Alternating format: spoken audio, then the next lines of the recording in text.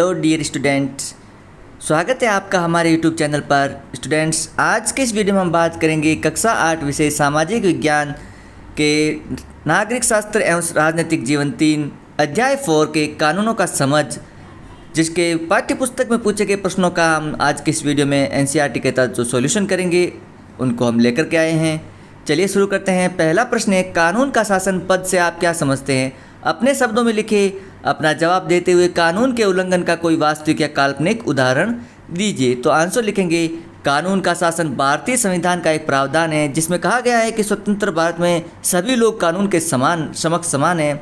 देश में हर नागरिक के लिए हर कानून बराबर है। कानून से ऊपर कोई भी व्यक्ति नहीं है, चाहे वह सरकारी अधिकारी हो या देश का राष्ट्रपति ही क्यों न हो।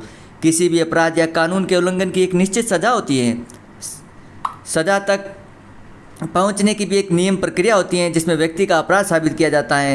देश में कानून ही सर्वोच्च हैं। देश का शासन कानून के अनुसार चलाया जाता है, न कि किसी व्यक्तिगत इच्छा के अनुसार।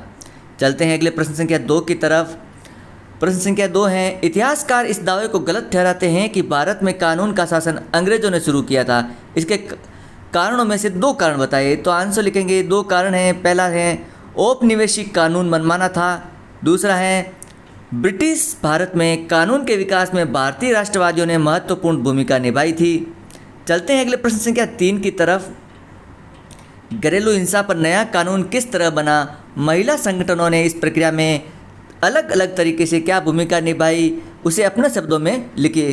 तो आंसर लिखेंगे, घरेलू हिंसा से महिलाओं का संरक्षण अधिनियम 2005 महिलाओं को किसी भी प्रकार की हिंसा, चाहे वह शारीरिक हो या मौखिक, से बचाने के उद्देश्य से पारित किया गया था। विभिन्न महिला संगठनों में घरेलू हिंसा के लिए कई मामलों की रिपोर्ट करके इसे संभव बनाने के लिए काम किया। घरेलू हिंसा रोकथाम और संरक्षण विधेयक का मसौदा तैयार करने के लिए वकीलों, कानून के छात्रों और कार्यकर्ताओं के एक समूह ने मिलकर काम किया।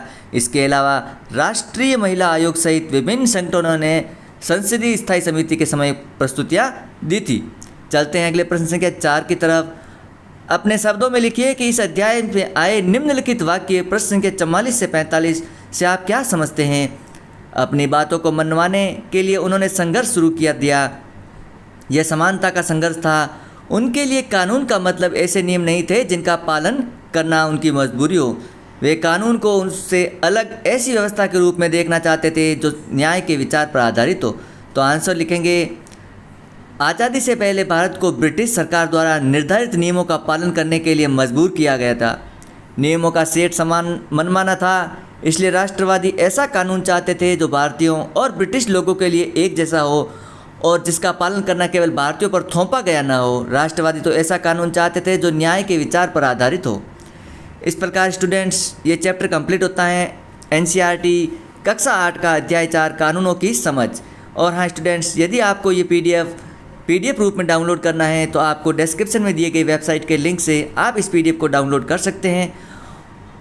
मिलते हैं अगले वीडियो में, बने रहे हमारे चैनल के साथ।